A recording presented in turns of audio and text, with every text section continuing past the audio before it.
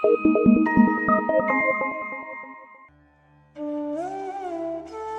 जनेन बंधुओं, सारथी सेवा समूह में आप सभी का स्वागत है। नेहा नगर निवासियों को 2020 में आचार्य गुरुवर श्री 108 विद्यासागर जी मुनिराज के परम प्रभावक शिष्य मुनि श्री 108 कुंतु सागर जी मुनिराज व एलक श्री 105 सिद्धांत सागर जी मुनिराज का चातुर्मास प्राप्त हुआ है। धर्म लाभ हेतु मुनि श्री 108 कुंतु सागर जी मुनिराज द्वारा ली जा रही कक्षा महाकाव्य मूक माटी, जिसके रचयिता आचार्य गुरुवर श्री 108 विद्यासागर जी मुनिराज हैं, हम आप तक पहुंचा रहे हैं, जिसे रोज आप सारथी सेवा समूह के फेसबुक पेज व यूट्यूब चैनल पर प्रातः 9 बजे देख सकते हैं।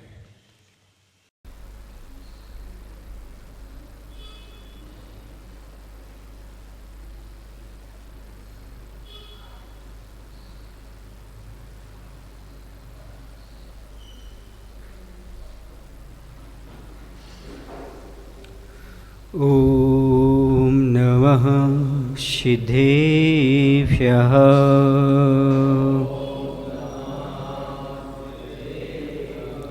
ॐ नमः सिद्धेभ्यः।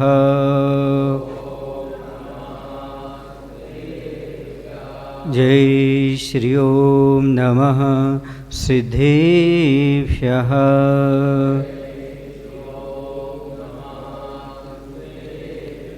नमो अरिहन्तानं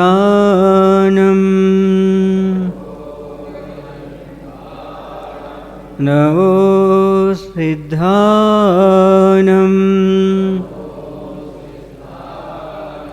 नमो आयर्यानं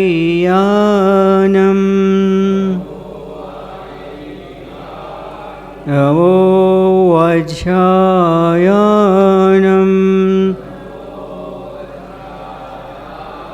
नमो लोये सौसाहुरम्।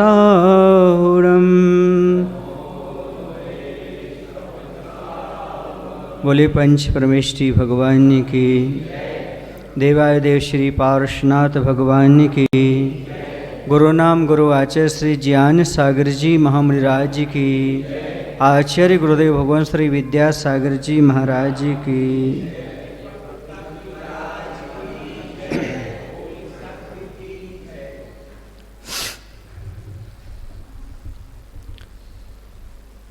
अविकल्पी है वह दृढ़ संकल्पी मानव अर्थहीन जलपन अत्यल्प भी जिसे रुचता नहीं कभी।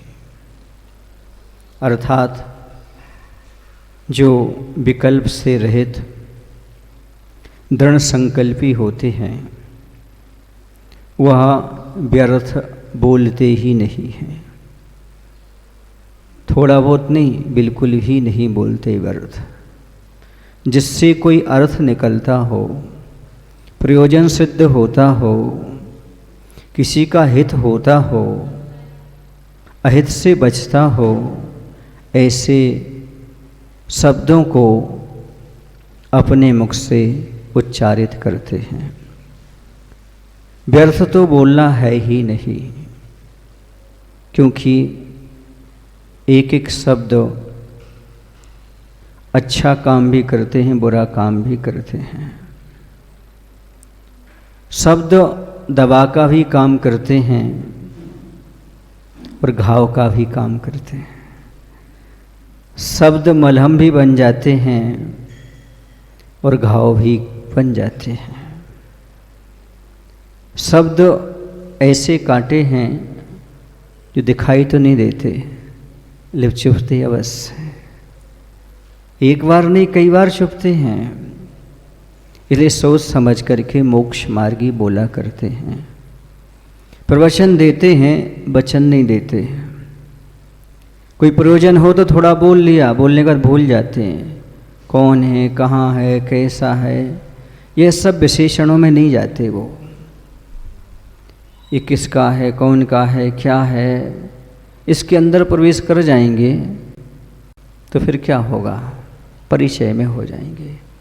और परिचय से विकल्प उत्पन्न होते हैं।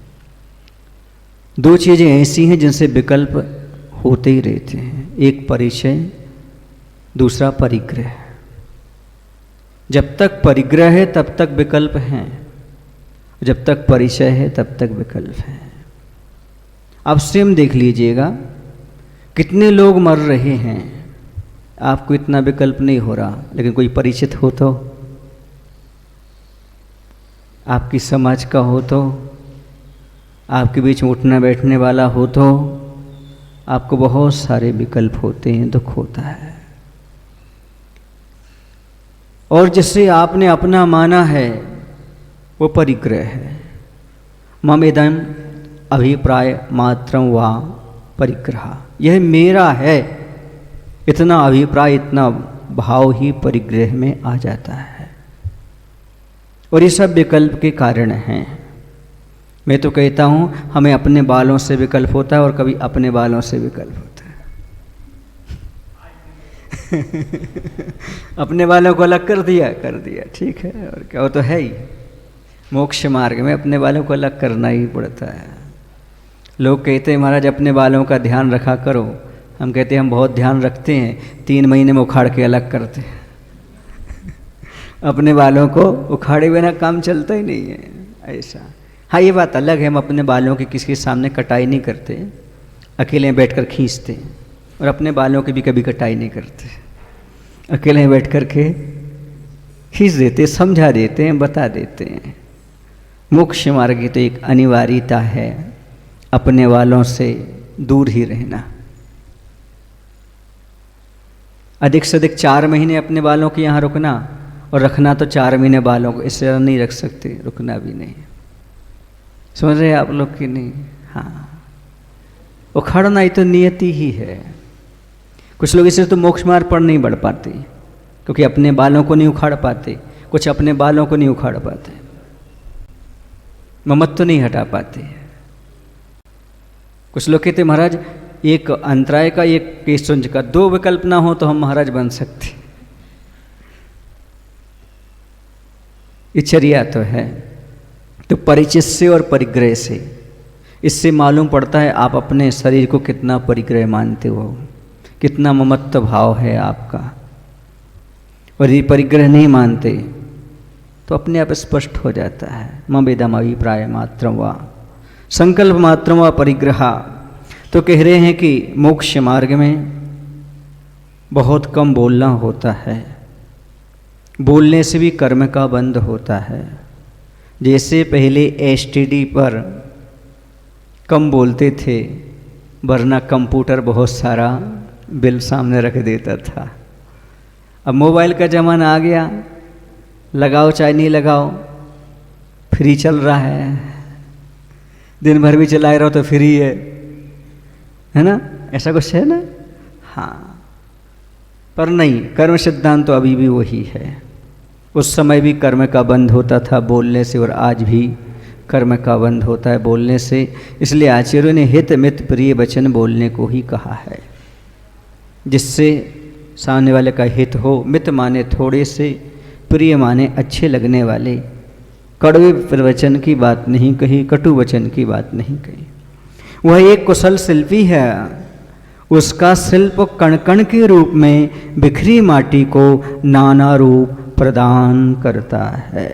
कितनी अच्छी बात कही जा रही है कि वह एक कुशल शिल्पी है, शिल्पकार है, कुंभकार है। वह क्या करता है? वह एक एक कणों को इकट्ठा करके बिखरी माटी को नाना रूप प्रदान करता है।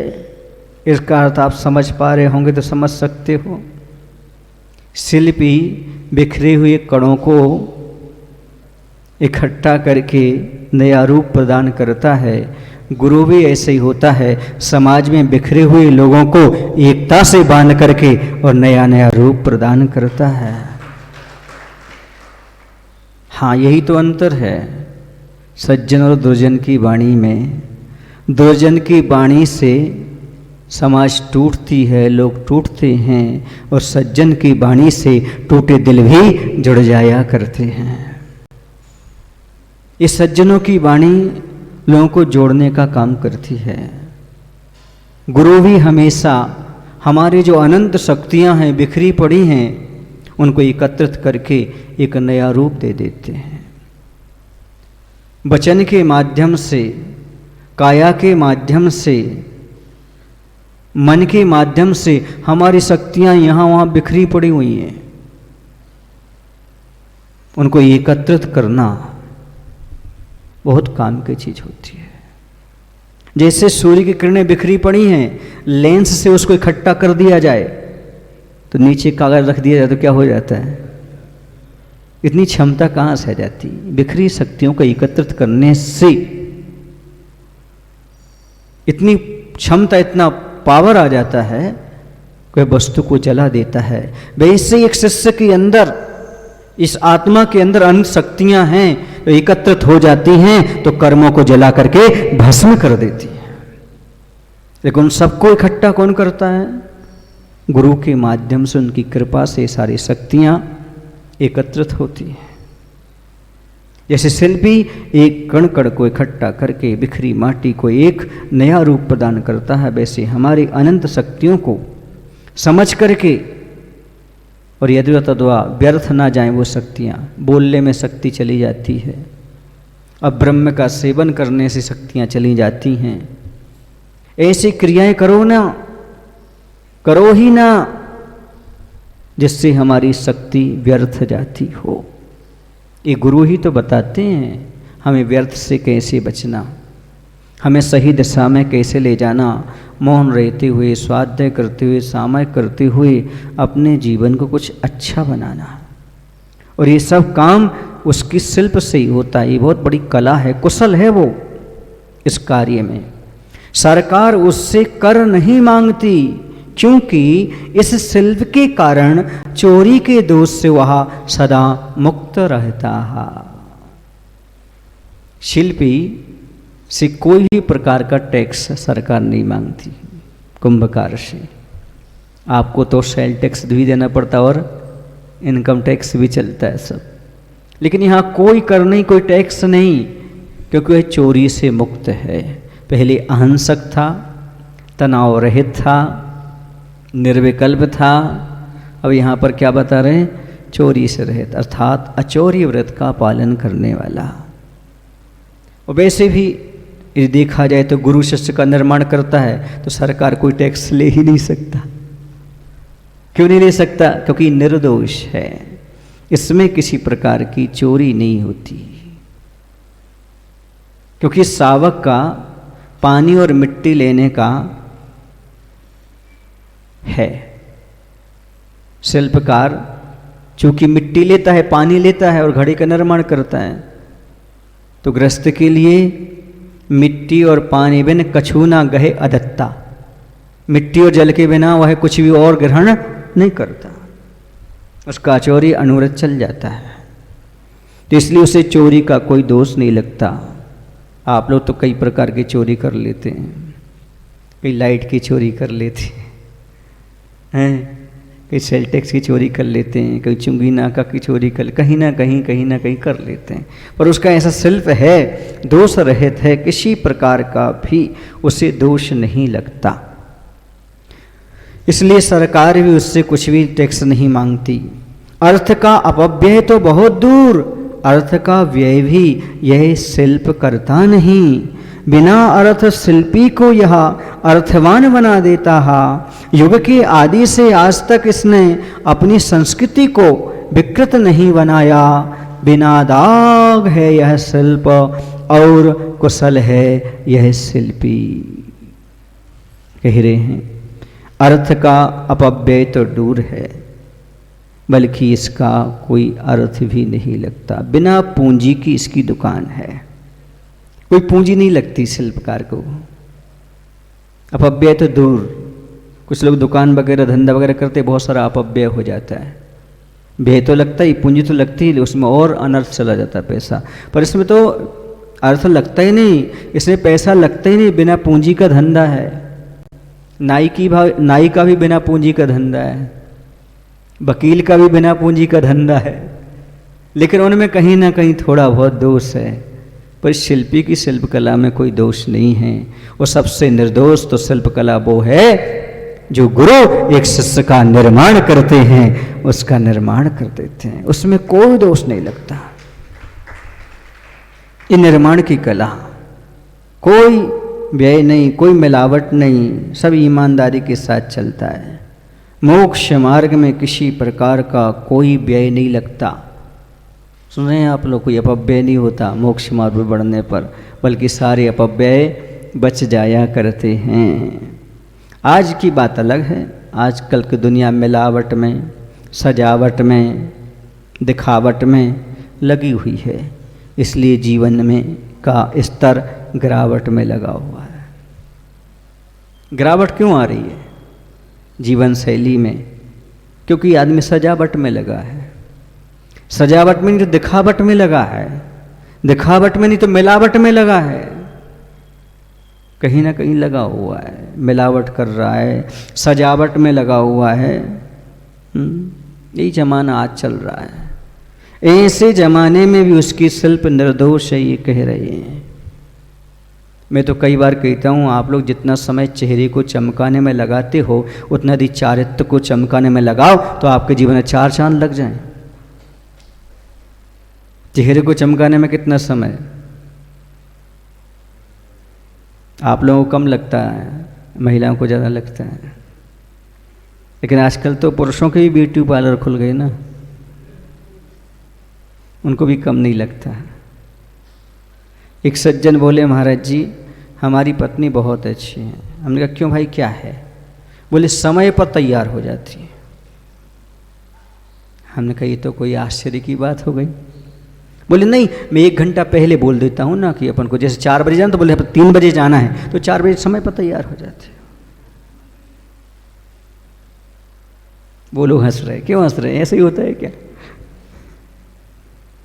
मतलब उनको 1 घंटा पहले, जैसे ये लोग होते ना, ये भी आपके बारे में भी समझता ही है वो। जैसे कोई सामान बचा है, 2 दिन का सामान है, बोल देंगे अब सामान आज का ही है, समझ लेना आप। वो भी समझ गए 2 दिन बाद लाना है, 2 दिन बाद ला देते हैं वो भी। हाँ, एक दूसरे को नहीं समझेंगे तो फिर परिवार कैसे चलेगा? पर मेरा यहाँ कहने का तात्पर्य ये है कि सजावट में इतना समय क्यों दे रहे हो? हैं? कोयले को घिसने से क्या वह सफेद हो जाएगा? कोयले को घिसने से कभी कोयला सफेद नहीं होता। और शरीर को मल मल करके धोने से उजला नहीं होता। आत्मा ही आत्मा की बात करने वालों, चारित्र्य के बिना आत्मा का भान नहीं होता। आत्मा आत्मा कहने से नहीं मिलती, चारित्र्य स्वीकार करो। चारित्र्य के बिना कभी आत्मा का भान नहीं हो सकता। कितना कोयला घिस लो, कभी उजला हुआ कोयला? हुआ जलाने से, धोने से नहीं, तपस्या के माध्यम से।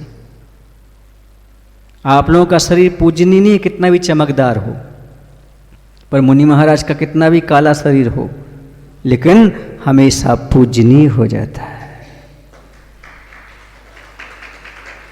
क्योंकि तपस्या की आग है। उन्होंने घिसा नहीं, धोया नहीं, तपस्या की आग में रख दिया, तब करके निखर करके आ गया। रत्नत्र की पवित्रता आ गई। धोने से, घिसने से शरीर पवित्र नहीं होता, ये आपकी धारणा बहुत गलत है। सुन रहे हो? कभी नहीं। मल के पिटारे को कभी भी धो लो, कुछ नहीं होने वाला। पर सजावट में लगा हुआ है आदमी, मिलावट में लगा हुआ है आदमी, इन सब चीज़ों में लगा हुआ है। वह कभी अंदर देखने नहीं पड़ चाहता कि अंदर क्या है क्या नहीं है। तो यह अर्थवान बना देता। अर्थवान मतलब 2 मायने हो गए। अर्थवान माने पैसा भी, और अर्थ माने कोई प्रयोजन। वह क्या कर देता है? सेल्फी को है अर्थवान बना देता है, प्रयोजनभूत बना देता है, या पूंजीपति बना देता है। धन उसको प्राप्त हो जाता है। युग के आदि से आज तक, युग के आदि से समझ रहे हैं आप लोग? आदिनाथ भगवान से लेकर कर्मभूमि जब से शुरू हुई है तब से, आदि ब्रह्मा आदिनाथ से लेकर के, इसने करुणा की, अहिंसा की संस्कृति को विकृत नहीं किया। संस्कृति अभी तक ज्यों की त्यों बनी हुई है, किसी प्रकार की कोई विकृति अभी तक नहीं आई। ये महत्वपूर्ण चीज है। कोई ही विकृति नहीं, कोई विकृति नहीं। इसी प्रकार से मैं कह सकता हूँ आचार्य विद्यासागर जी वो शिल्पी हैं जो किसी प्रकार का अपव्यय नहीं करते, व्यय भी नहीं करते, बल्कि उनकी शिल्प में हम सब अर्थवान हो जाते हैं, किसी लायक बन जाते हैं। आज भी वह कुंद कुंद भगवान की निर्ग्रंथ परंपरा को निर्दोष आगे बढ़ाते चले जा रहे हैं, किसी प्रकार की विकृति नहीं। क्योंकि लोग बहुत सारे हैं संसार में जिन्हें विकृति पसंद भी है और विकृति फैला भी रहे हैं, लेकिन आचार्य भगवंत धन हैं जिन्हें विकृति पसंद ही नहीं है, फैलाने की बात तो दूर। निर्दोष व्यक्तित्व वाले हैं, वो बिना दाग के हैं, कोई दाग नहीं। रामदेव बाबा जब तिलवारा घाट में आचार्य के दर्शन करने आए तो उन्होंने यही कहा, संसार में आज तक बहुत संत देखे, लेकिन आचार्य विद्यासागर निष्कलंक निर्दोष संत हैं। ये बेदाग जीवन, निर्दोष व्यक्तित्व के धनी, किसी प्रकार का कोई दाग नहीं। इस संस्कृति की रक्षा बेदाग रह करके ही की जा सकती है। आचार्य से कहते मार्ग की रक्षा ज्ञान से या बताकर नहीं, मार्ग पर चलो तब उसकी रक्षा होगी, वरना उसमें घास उगाएगी, झाड़ झंकड़ खड़े हो जाएंगे। तो पथ की रक्षा की जा सकती है तो पथ पर चलकर ही की जा सकती है। ऐसे कुंद कुंद भगवान का जो मार्ग है, भगवान महावीर का जो मार्ग है, आदिनाथ का मार्ग है, उस पर चल कर के ही उसको सुरक्षित रखा जा सकता है। मात्र कहने से वह निर्दोष नहीं रहेगा, ये कुशलता है। कुशल बहुत कठिन है निर्दोष जीवन जीना, अपने कर्म के उदय में सब कुछ सहन करते हुए, कर्मों की थपेड़े को सहते हुए अपनी समता को नहीं खोना, ये बहुत बड़ी बात है। लिखा भी है अमोघ वर्ष महाराज ने प्रश्नोत्तर रत्नमालिका में, किम जीवितम, जीवन क्या है? उन्होंने लिखा निष्कलंक। निष्कलंक जीवन ही जीवन है, कलंक सहित जीवन तो मर्दे के समान है, मृत के समान है। निर्दोष जीवन जीना अपने आप में बहुत महत्वपूर्ण है। ध्यान रखो, साधु अपनी चर्या में कठोर होता है, लेकिन व्यवहार में बड़ा मुलायम होता है। आपके प्रति व्यवहार करेगा तो कठोरता के साथ नहीं, बड़े मुलायम से, लेकिन अपने प्रति वो कठोर हो जाता है। अपनी चर्या पालने में वह समझौता नहीं करता, क्योंकि सिद्धांतों से समझौता नहीं होता, व्यवहार में भले समझौता हो जाए। ऐसी चर्या अपने आप में बेदाग कहलाती है। ये कुशल शिल्पी है। शिल्पकार का जो है शिल्प बड़ा बेदाग है, उसका जीवन बड़ा कुशल है। युग के आदि में इसका नामकरण हुआ है कुंभकार।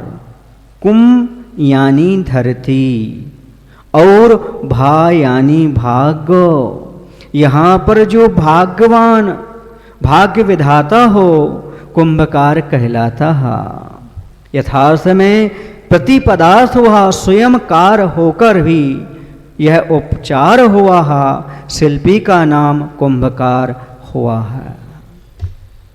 आचार्य भगवंत कह रहे हैं यह शिल्प कार्य जो है इसका नामकरण युग के आदि में हुआ है, तभी तो युग का आदि में इसका नाम क्या रखा गया? बोलो ना, कुंभकार रखा गया। कुंभकार कुं यानी धरती, भा यानी भाग्य। जो धरती का भाग्य विधाता हो वही कुंभकार कहलाता है। जो धरती का भाग्य विधाता हो वही कुंभकार कहलाता है। और यहाँ पर कुंभकार से अर्थ गुरु, गा से गंभीर, ऊ से उदार, रा से रहस्य, ऊ से उद्घाटक।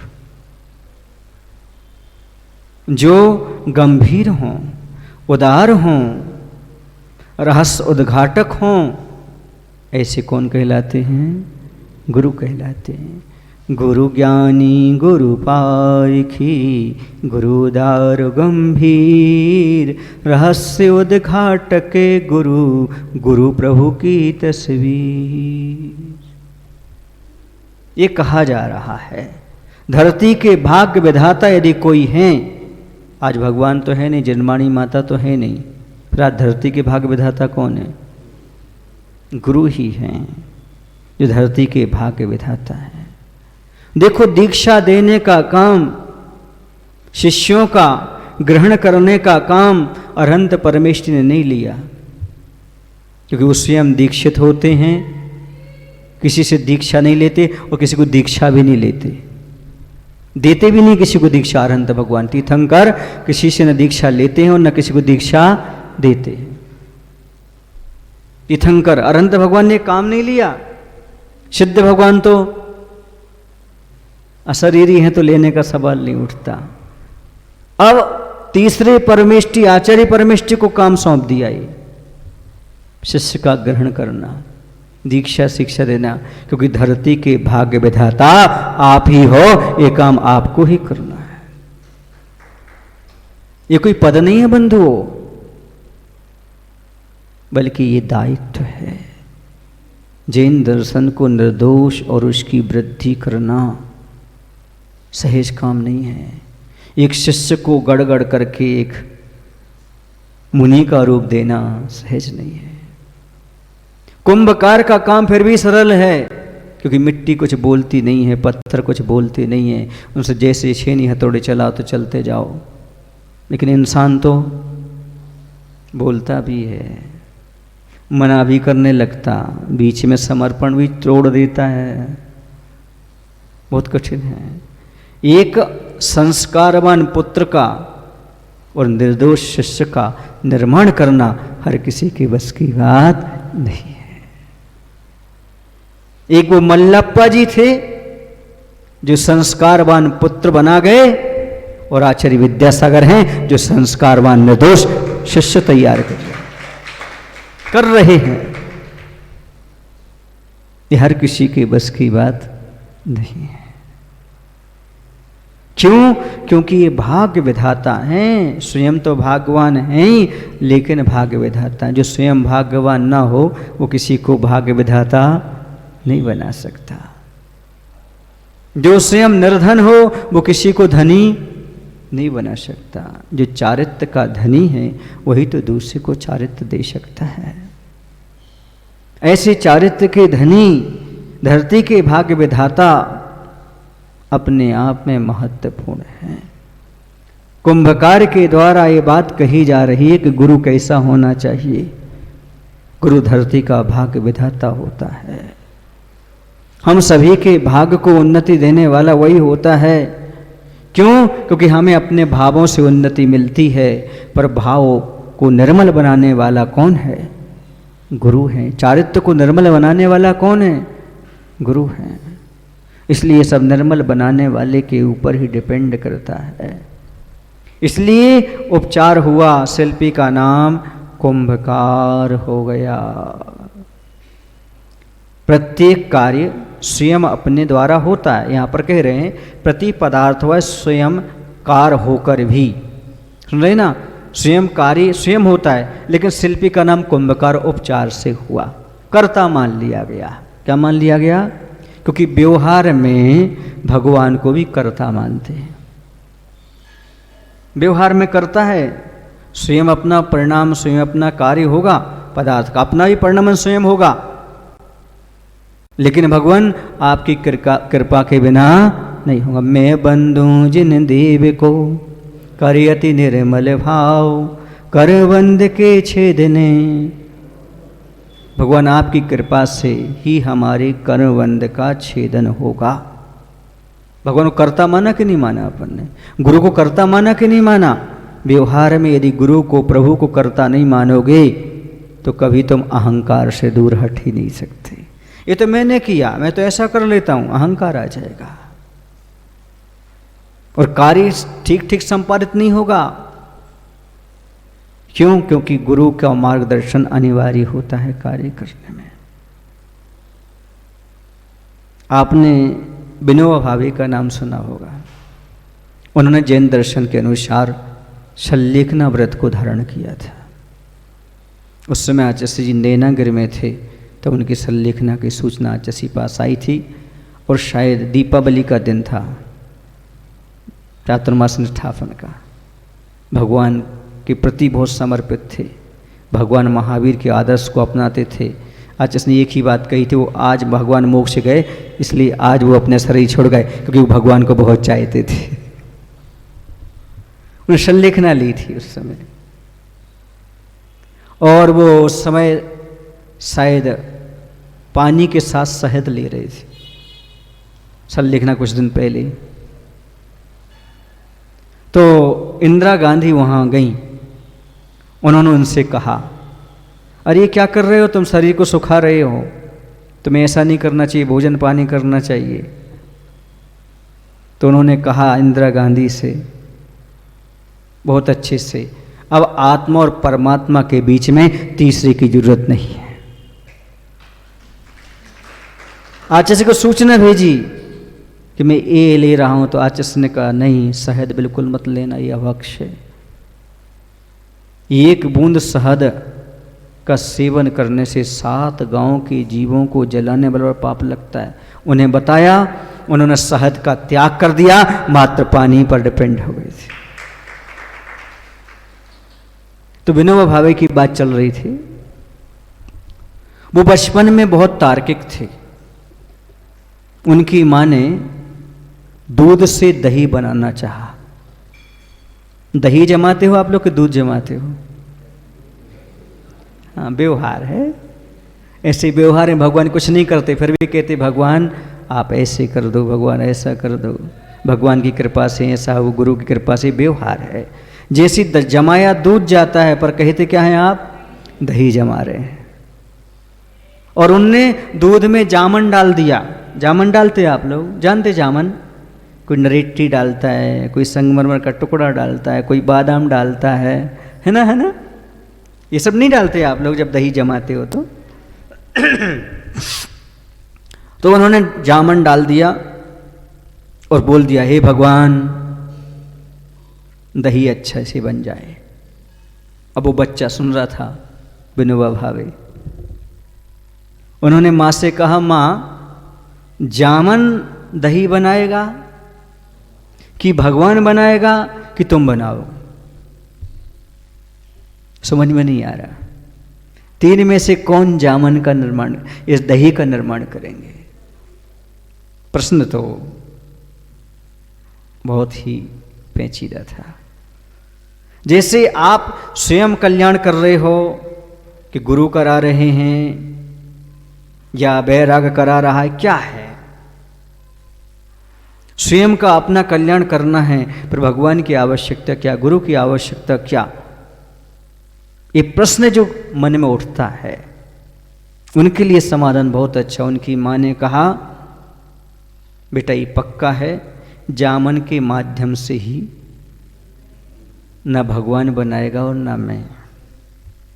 लेकिन एक बात बता दूं आपको, यदि ये जामन बिगड़ गया या दही नहीं बना तो मुझे किसी पर शिकायत नहीं होगी, और ये जम गया तो ये मैंने जमाया, ये मुझे अहंकार नहीं होगा। जहां शिकायत और अहंकार से बच जाएं प्रभु का नाम लेने से, इससे बड़ी उपलब्धि क्या है? भगवान का, गुरु का नाम लेने से हम शिकायत और अहंकार से बच गए। इससे बड़ी बात और क्या हो सकती है? कर्तापन से बच गए, जो संसार की जड़ है। आदमी इसी कर्तापन में तो लगा हुआ, मैंने ऐसा किया, मैंने ऐसा किया, मैंने ऐसा किया, दिन भर बखान करता रहता है, मैंने ऐसा किया, मैंने ऐसा किया, मैंने ऐसा किया। अरे तूने क्या किया? तेरा शरीर माता पिता की देन है, बोलो ना। ये जगह है आकाश द्रव्य की देन है ना? और ये शरीर आगे चल कर के शमशान की धरोहर है, उसको सौंपना है। क्या है तुम्हारा, हमें बता तो दो। वो जी तुम्हारी धन दौलत है, ये सब बच्चों के हाथ जाना है। क्या किया तुमने, क्या किया? बता चेतन क्या किया तूने अपने लिए, था मनुष्य जन्म क्या पेट भरने के लिए। पेट भरना तो पशु पक्षी भी जानते हैं, नहीं जानते क्या? बोलो ना, नहीं जानते? जानते हैं। नहीं महाराज जी, हम लोग मकान बना लेते, वो घोंसला बना लेते हैं। हम बच्चे पालते हैं, वो भी अपने घोंसले में बच्चे पाल लेते हैं। चार दाना उठा कर खुद खा लेते, बच्चों को खिला देते। इतना तो तुम करते हो। बता चेतन क्या किया तूने अपने लिए, था मनुष्य जन्म क्या पेट भरने के लिए। पेट भरना तो पशु पक्षी भी जानते हैं, फिर तू क्यों बना मनुष्य कलंक लगाने के लिए। इस पर ताली क्यों नहीं बजाई आप? सुन नहीं पाए? अच्छा, वरना मैं आपको समझदार कह देता, क्योंकि आप अपने ऊपर ताली बजा रहे हैं। बता चेतन क्या किया तूने अपने लिए, था मनुष्य जन्म क्या पेट भरने के लिए। पेट भरना तो पशु पक्षी भी जानते हैं, फिर तू क्यों बना मनुष्य कलंक लगाने के लिए। अब समझदार हैं आप, क्योंकि आप अपने ऊपर ताली बजा रहे हैं।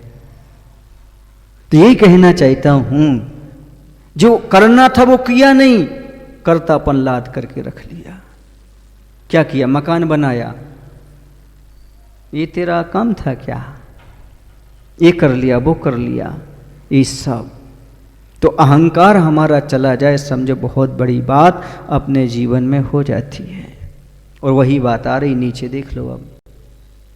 हाँ, अब शिल्पी ने कार्य की शुरुआत में ओंकार को नमन किया, और उसने पहले से ही अहंकार का वमन किया।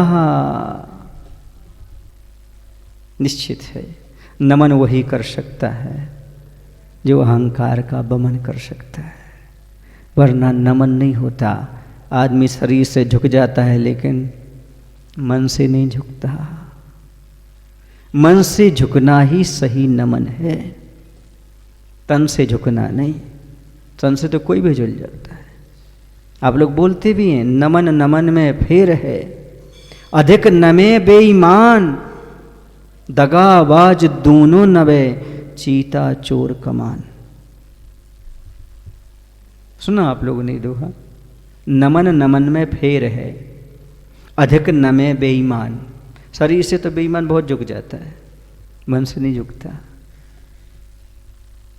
दगाबाज दूनों नवे, चीता चोर कमान। चीता को जब छलांग लगाना हो, शिकार करना हो, एकदम झुक जाता है। चोर, चीता चोर कमान, जब धनुष्यबाण होता ना, कमान झुक जाती है।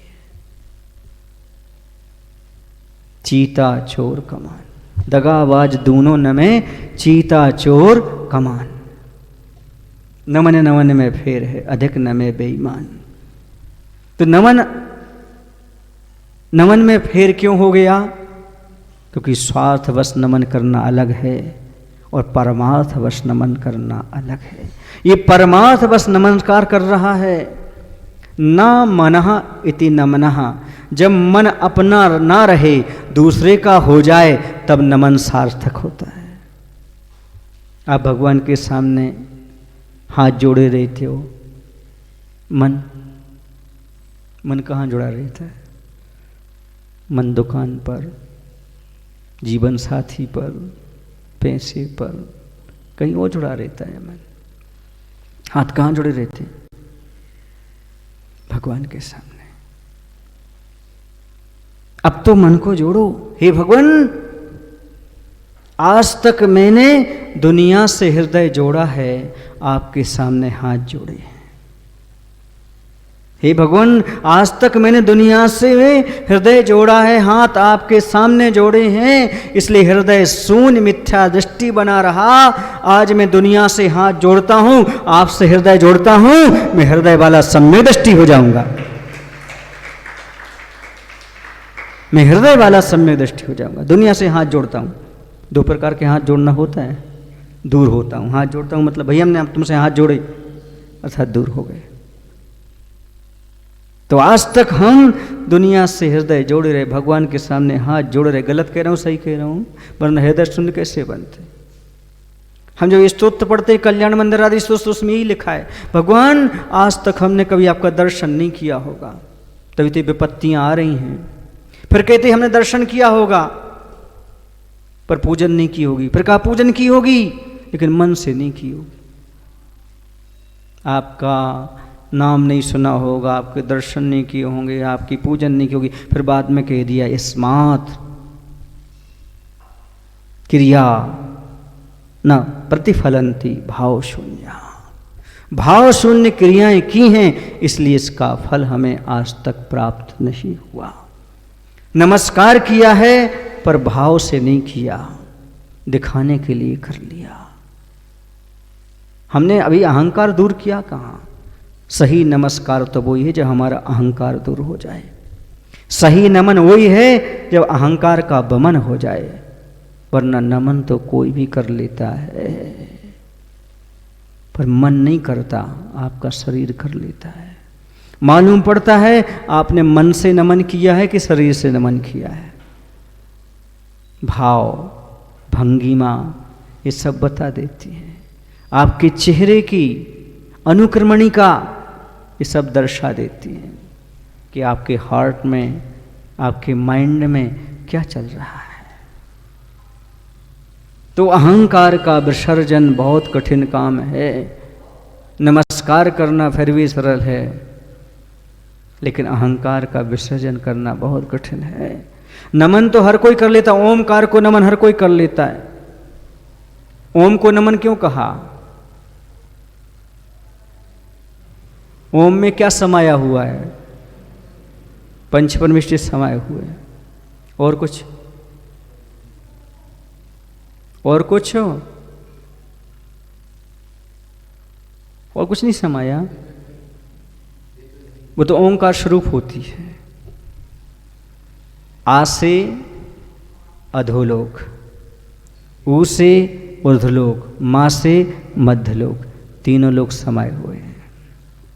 क्या समाये हुए ओम में? तीनों लोग समाये हुए हैं। और पंच परमेष्टि का स्वरूप तो आपको पता ही है कैसे समाये हुए हैं। आ का अरहंत का आ शरीरी का आ, दोनों आ मिल गए तो बड़ा आ, तो आचार्य परमेष्टि का। ऊ से उपाध्याय परमेष्टि और माँ से मुनि साधु परमेष्टि। ये ओंकार सब जगह प्रसिद्ध है। सभी धर्मात्मा लोग, सभी धर्म के मानने वाले ओंकार को नमस्कार करते हैं। ओम सभी लोग बोलते हैं। पर ओंकार बोलते समय क्या हमारा अहंकार समाप्त होता है? दुनिया में सारी लड़ाई तो इसी की है, और क्या है? आप लोगों ने युद्ध देखे होंगे टीवी आदि में, वैसे युद्ध नहीं लड़े आपने तो महाभारत का, रामायण का, किसी का भी हो। मैं पूछना चाहता हूं, महाभारत का युद्ध किसने लड़ा?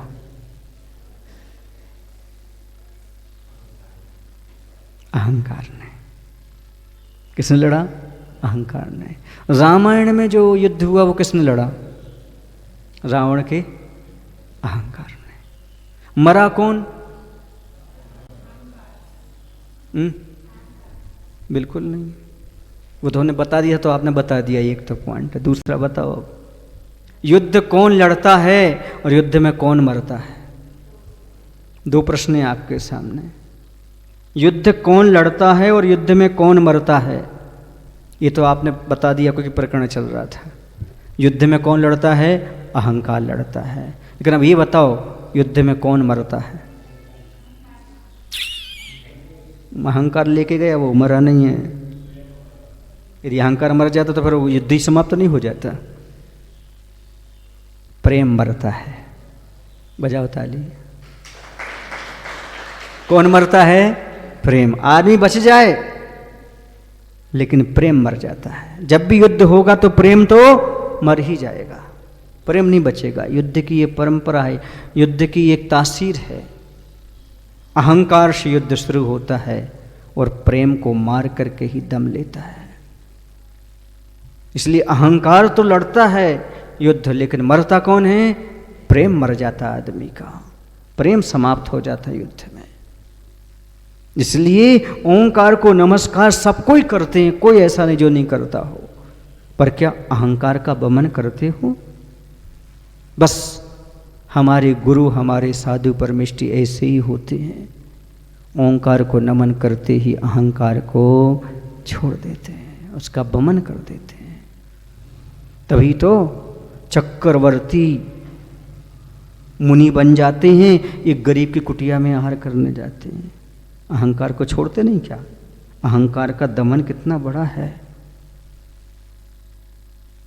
इतने महान परिवार के होकर भी, राजाओं महाराजाओं सा वैभव छोड़कर भी कहाँ आहार करने जाते? बोलो ना, एक सामान्य व्यक्ति के यहाँ चले जाते, जैसा आता चले जाते।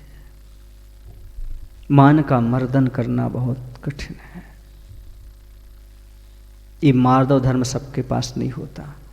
जिनने मान को मार दो वो कहते आगो मारदव धर्म, और मान को नहीं मार दो तब तक काम नहीं होता। इसलिए ओंकार को नमस्कार करना सबके लिए है, सब कर लेते हैं। लेकिन जब हमारा क्या अहंकार नष्ट होता है, बहुत कठिन है। भगवान को नमस्कार करने का अर्थ ही है कि हमारा नमस्कार इसलिए हो रहा है भगवान आपके प्रति कि हमारा अहंकार समाप्त हो रहा है। थोड़ा सा अहंकार तो कम हो हमारे जीवन में, नहीं होता। पर याद रखना, अहंकारी को कोई पसंद नहीं करता, कोई नहीं करता। बाहर से आप अहंकारी के प्रति सिंपैथी दर्शा लो, सब कुछ कर लो, पर आपके मन में रहेगा अरे ये तो वो अहंकारी है। बहुत कठिन काम है अहंकार अपने जीवन से निकल जाए। एक और बात है, झूठी बातों पर जो बाह करेंगे वही लोग एक दिन आपको तबाह करेंगे। झूठी झूठी बातों पर वाह वाह वाह, समझ लेना वो तबाह करने वाले हैं आपको। बात बात पर वो सच्ची बात जो बताएंगे वो तुम्हारे जीवन का निर्माण करेंगे। मित्र वो नहीं होता जो तुम्हारी अच्छाई की प्रशंसा करता जाए, कभी कभी आपकी बुराई पर टोके भी, वो भी मित्र है। पर तुमने उसे मित्र कहाँ माना? जो हमारी प्रशंसा करते जाए, बाह बाह करता जाए, वो हमारा मित्र है, भले बाद में तबाह कर जाए। लेकिन कभी कभी अपनी गलती पर हमें नहीं दिखती, सामने वाले को दिखती, वो कह रहा है तो समझ लो मित्र है तुम्हारा, दुश्मन नहीं है कि तुम्हारे उसमें ही बाह बाह करता जाए तुम तबाह हो जाओ। किसी ने लिखा भी है, जिससे बिगाड़ ना हो उसे व्यसनियों में लगा दो, व्यसनों में लगा दो, मत रोको से, जो करना करने दो, समझो अपने आप बर्बाद हो जाएगा। वो कहने की जरूरत ही नहीं है। पर ध्यान रखो, अभिमान कम होना चाहिए जीवन में। सामान ज्यादा होता है तो कश्तियां डूब जाती हैं, और अभिमान ज्यादा होता है अच्छी अच्छी हस्तियां डूब जाती हैं।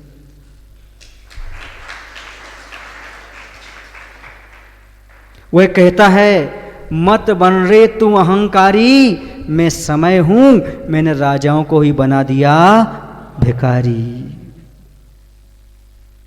क्या कहता है? समय कहता है कि मत बन रे तू अहंकारी, मैं समय हूं, मैंने अच्छे अच्छे राजाओं को ही बना दिया भिखारी। ये अहंकार किसी का नहीं टूट चलता, एक न एक दिन हर का टूटता ही टूटता है।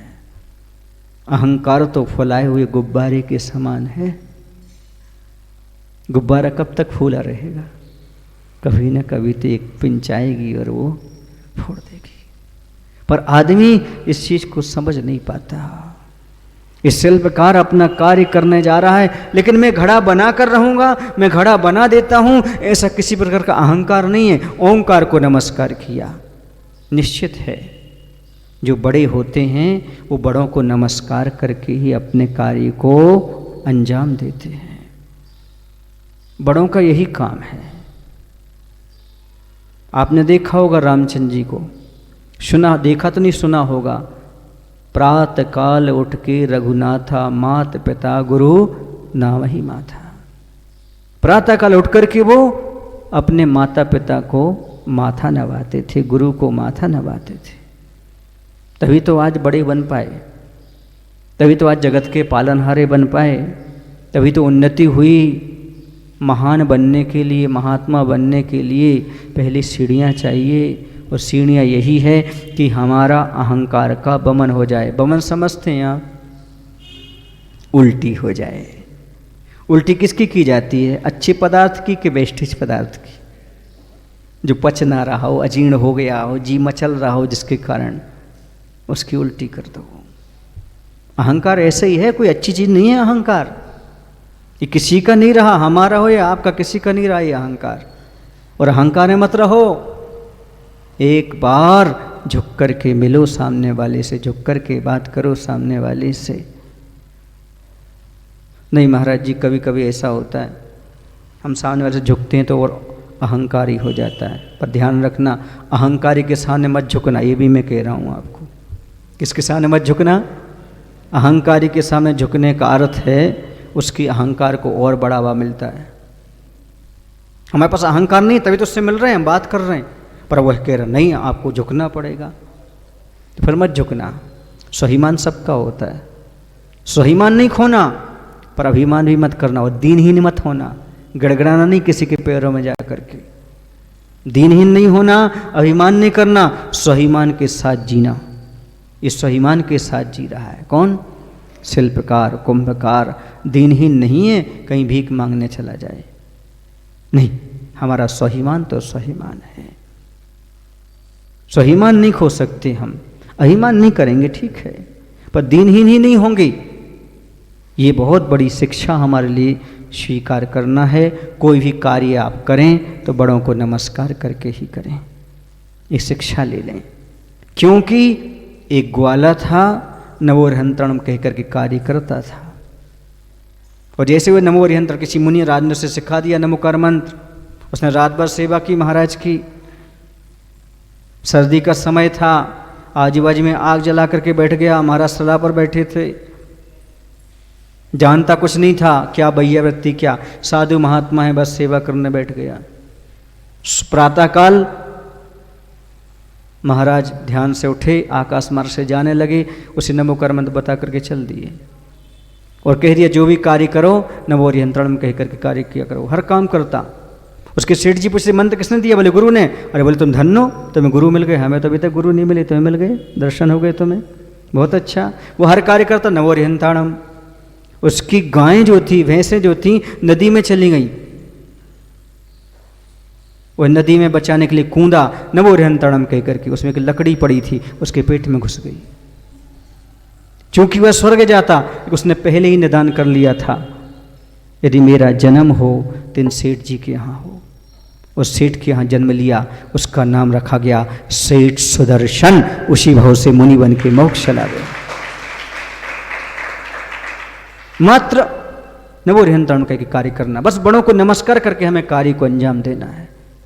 न ज्ञानी था, न शास्त्र पढ़े थे, न समय सार पढ़ा था, न मूलाचार पढ़, कुछ नहीं जानता था वो, ABCD, बस इतना जानता था बड़ों को नमस्कार करके काम करना है। बस हमें हरि गुरु ने यही कह दिया है, नमोरिहंतरणम कह के काम करो, तर्क वितर्क नहीं। ये कहलाता है समर्पण। इसके माध्यम से जब तक समर्पण ना हो तब तक अहंकार छूट ही नहीं सकता। अहंकार को छोड़ने के लिए समर्पण चाहिए, उस समर्पण पाने के लिए अहंकार छोड़ना चाहिए, तभी जा कर के ये काम बनेगा।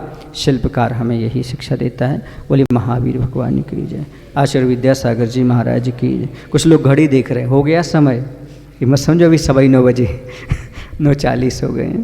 बोले महावीर भगवान की।